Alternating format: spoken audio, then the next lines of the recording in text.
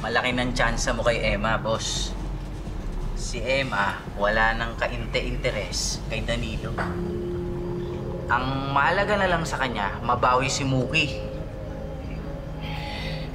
Hindi pa rin ako pwede makambante, Marco. Galit lang si Emma ngayon. Pero hindi natin alam kung wala na talaga siya nararamdaman para sa hayop na Danilo niya.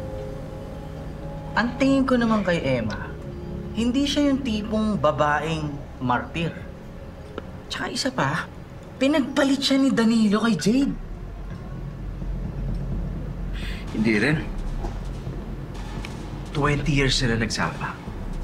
Hindi yan basta-basta mawawalang nararamdaman para sa isa't isa.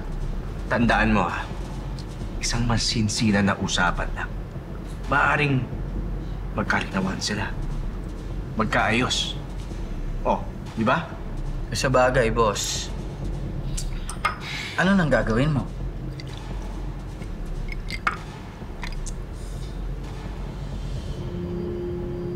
Tutulungan ko tong si Emma na mabawi si Muki.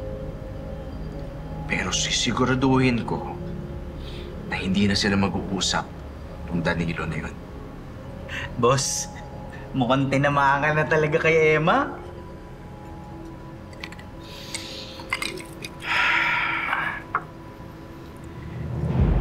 Ngayon lang ako naging ganito sa isang babae.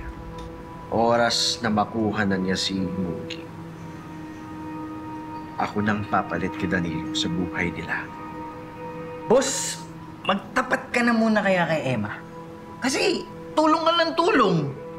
Hindi mo naman alam kung anong lagay mo kay Emma. Gano'n ha? Talaga?